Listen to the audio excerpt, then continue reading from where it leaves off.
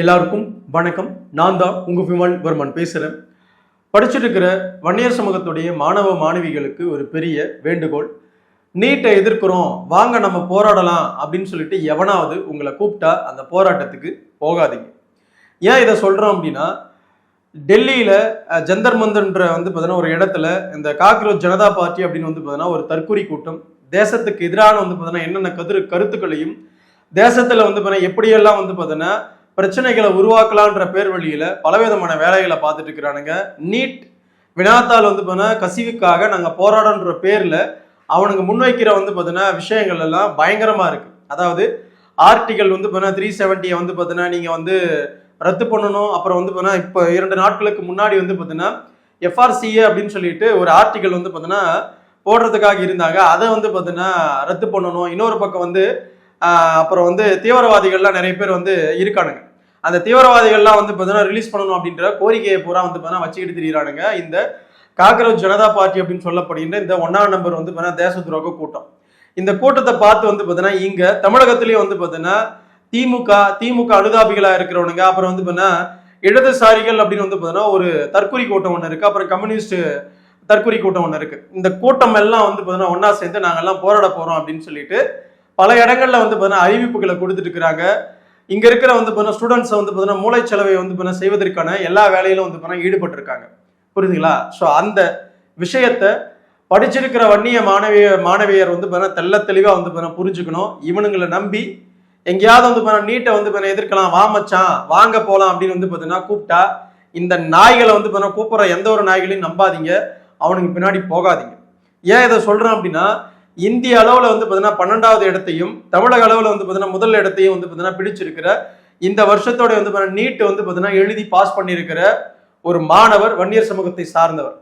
விழுப்புரம் மாவட்டத்துல ஒரு பார்த்தீங்கன்னா பிறந்த ஒரு வன்னிய மாணவர் தான் பார்த்தீங்கன்னா பெரும்பகுதியாக பார்த்தீங்கன்னா நீட் எக்ஸாம்ல இந்திய அளவுல 12வது பார்த்தீங்கன்னா மாணவராகவும் தமிழக அளவுல பார்த்தீங்கன்னா முதல் மாணவராகவும் வந்திருக்கிறார். புரியுதுங்களா? அந்த அளவுக்கு படிச்சிருக்கிறாங்க. படிச்சு பார்த்தீங்கன்னா நீட் எக்ஸாமை பாஸ் பண்ணியிருக்காங்க. இப்படி ஏகப்பட்ட பேர் பார்த்தீங்கன்னா இருக்காங்க. புரியுதுங்களா? இங்க என்ன பெரிய விஷயம் என்ன அப்படின்னா, படிக்கிற எல்லாருமே பார்த்தீங்கன்னா ரிசல்ட்டை பார்த்தீங்கன்னா நம்மளால கொடுத்துட முடியாது. புரியுதுங்களா? இதுல சூப்பரா படிக்கிற ஸ்டூடெண்ட்ஸ் இருப்பாங்க, அதுக்கப்புறம் பார்த்தீங்கன்னா ஆவரேஜ் ஸ்டூடெண்ட்ஸ் பார்த்தீங்கன்னா இருப்பாங்க, மிடில் பார்த்தீங்கன்னா இருக்கிறவங்க கொஞ்சம் லோ கேட்டகரியில இருப்பாங்க, அப்புறம் ஃபெயில் ஆகிற ஸ்டூடெண்ட்ஸ் பார்த்தீங்கன்னா ஸ்டூடெண்ட்ஸ் அப்படின்னு பார்த்தீங்கன்னா ஒட்டுமொத்த பேருமே ஒரே கொஸ்டினுக்கான பதில் தான் பார்த்தீங்கன்னா எழுதுவாங்க.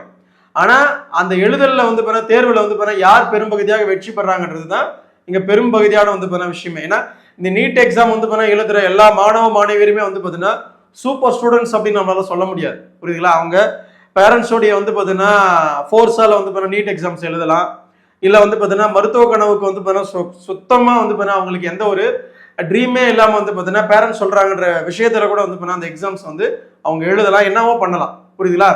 இந்த ப்ரெஷர் ஹேண்டலிங் பார்த்தீங்கன்னா தாங்க முடியாம கூட பார்த்தீங்கன்னா பல சூசைடுகள் தொடர்ச்சியா நிகழ்ந்துட்டு இருக்கு. ஏன் எவ்ரி இயர் பார்த்தீங்கன்னா 12வது தேர்வு பார்த்தீங்கன்னா அந்த ரிசல்ட் வெளியாச்சுன்னா அங்க இங்க இறப்பு, இங்க சூசைடு, அங்க சூசைடுன்ற விஷயங்களை ரொம்ப காலமா நம்ம கேட்டுட்டு இருக்கோம். அப்படித்தான் இந்த நீட் எக்ஸாம்ஸ்லயும் பார்த்தீங்கன்னா தொடர்ச்சியாக நடந்துட்டு இருக்கு. புரியுதுங்களா? ஏன்னா நீட் எக்ஸாம்ஸ் எழுதி பார்த்தீங்கன்னா பாஸ் ஆகி போற ஸ்டூடெண்ட்ஸ்க்கு பார்த்தீங்கன்னா பெரும்பகுதியாக பார்த்தீங்கன்னா கவர்மெண்ட் சார்பில் பார்த்தீங்கன்னா பல நல்ல பார்த்தீங்கன்னா காலேஜுகள் பார்த்தீங்கன்னா கிடைக்குது. குறிப்பா சொல்லணும் அப்படின்னா ஒரு MBBS படிக்கணும் அப்படின்னா குறிப்பிட்ட அளவுக்கு பார்த்தீங்கன்னா பெரும் தொகை பார்த்தீங்கன்னா தேவைப்படும்.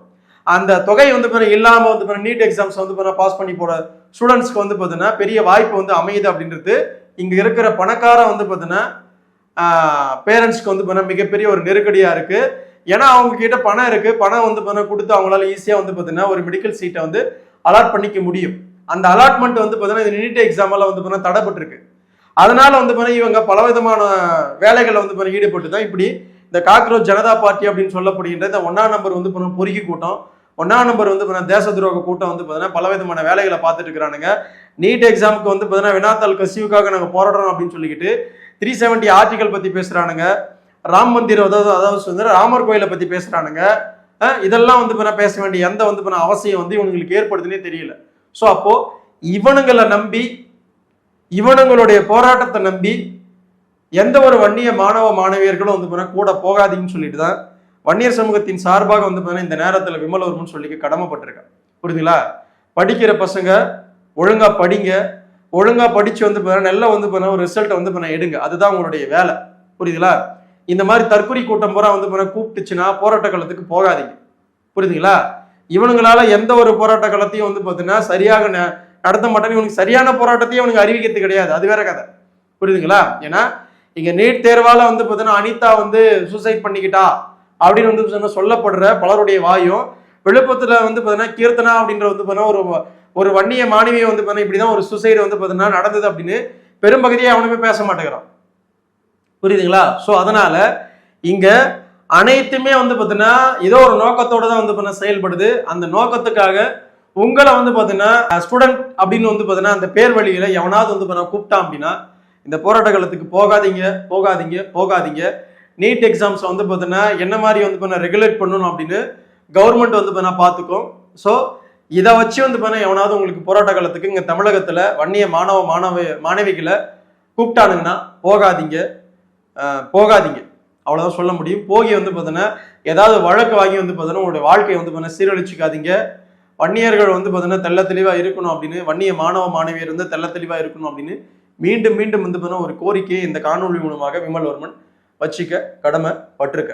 புரியுதுங்களா? ஏன்னா இங்கே நீட்டுக்காக போராடுறோம், காங்கிரஸ் ஜனதா பார்ட்டி நாங்கள்லாம் வந்து பார்த்தீங்கன்னா யூத் விங்கு நாங்கள்லாம் போராட்டம்னு சொல்கிறோம் பூரா முழுக்க முழுக்க தேசத்துடைய பாதுகாப்புக்கு வந்து பார்த்தீங்கன்னா அச்சுறுத்தலாக இருக்கிற 1ஆம் நம்பர் வந்து பார்த்தீங்கன்னா தேச துரோகிகளாகத்தான் வந்து பார்த்தீங்கன்னா ஒன்று கூடி இருக்கிறானுங்க.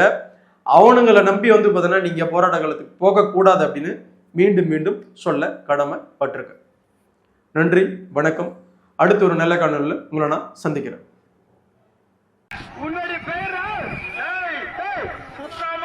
பள்ளி பையன்